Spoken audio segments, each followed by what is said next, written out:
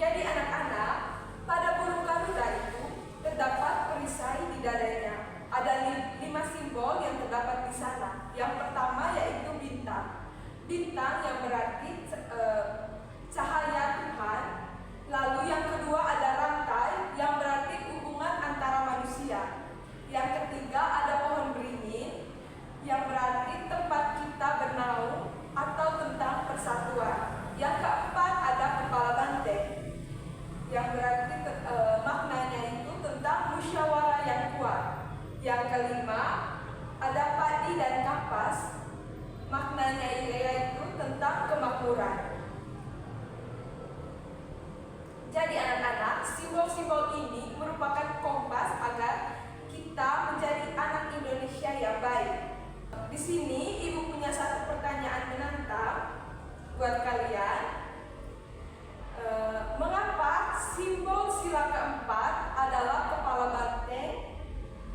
Apa hubungannya dengan kegiatan kita di kelas? Ada yang tahu? Saya, Ibu. Silakan Ecin. Simbol sila keempat, mengapa kepala banteng dan apa hubungannya dengan aktivitas kita di dalam kelas? Coba silakan berpikir, ibu kasih waktu 3 menit.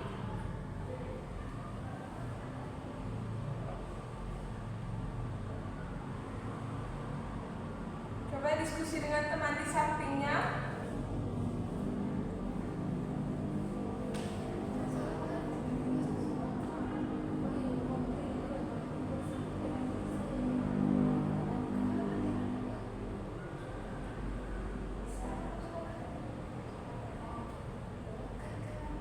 Dengan aktivitas kita di dalam kelas.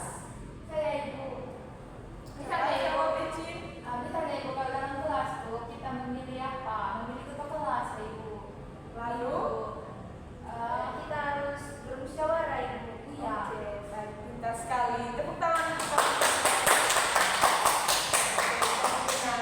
Mengapa kepala banteng itu menjadi simbol sila keempat dan apa hubungannya dengan aktivitas kita di dalam kelas? Jadi kepala banteng itu adalah hewan sosial yang suka berkumpul, melambangkan musyawarah dan gotong royong. Jadi di kelas hal ini diterapkan melalui pemilihan ketua kelas seperti yang kalian sebutkan tadi. Lalu ibu minta kalian duduk dalam kelompok dulu bersama teman di samping untuk mendiskusikan selama 5 menit. Pertanyaannya silakan ditulis. Sebutkan satu tindakan nyata di sekolah yang menunjukkan sikap saling menghargai pendapat teman. Sebutkan salah satu tindakan nyata di dalam kelas yang menunjukkan bahwa kalian itu menghargai pendapat teman. Sudah? Sabar, Ibu.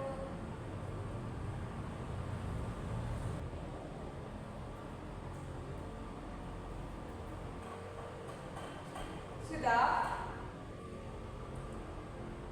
Belum, Ibu. Oke.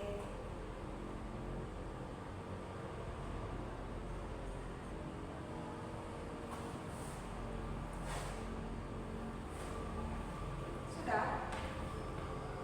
Belum, Ibu.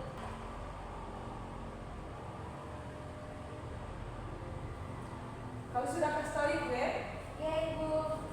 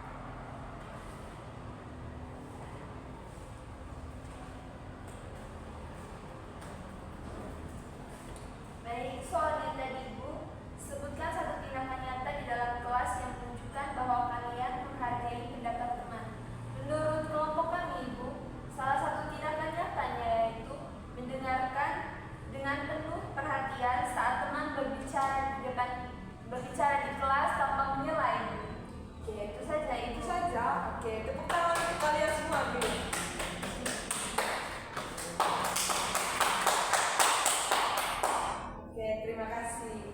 Jadi anak-anak, pembahasan kita mulai dari berbicara tentang bintang pada sila pertama dan rantai pada sila kedua, pohon beringin pada sila ketiga, kepala banteng pada sila keempat, serta padi dan kapas pada sila kelima.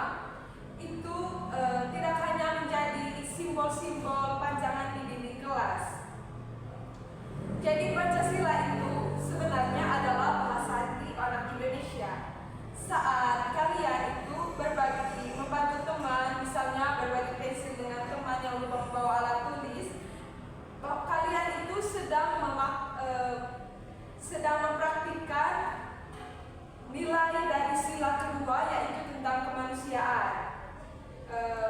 Kalau kalian itu menghargai teman yang beda pendapat saat menentukan jadwal piket atau memilih ketua kelas, kalian itu sedang mempraktikkan sila keempat, yaitu tentang musyawarah.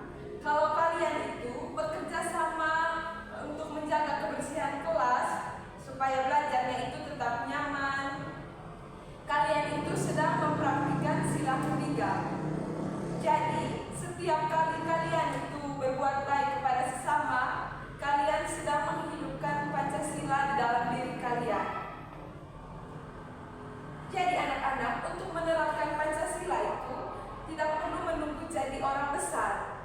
Kita itu bisa memulainya dari hal kecil yang bisa kita lakukan. Misalnya hari ini di kelas kita sudah berdiskusi bersama, itu merupakan bentuk nilai-nilai Pancasila.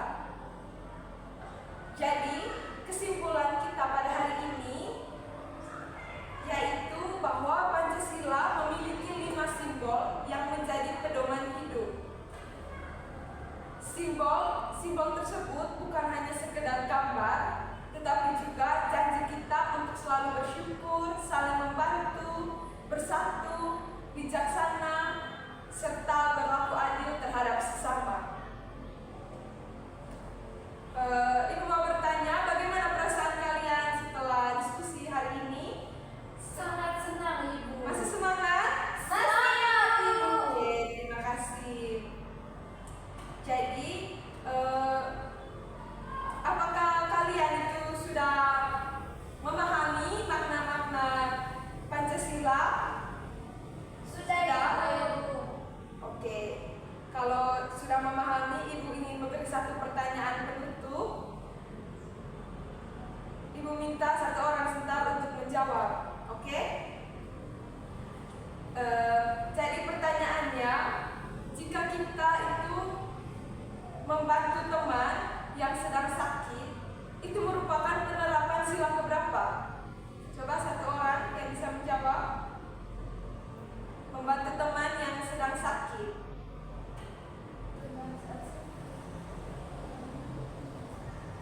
Kemanusiaan, Ibu. Sila kedua. Sila kedua, pintar sekali. Sangat penting.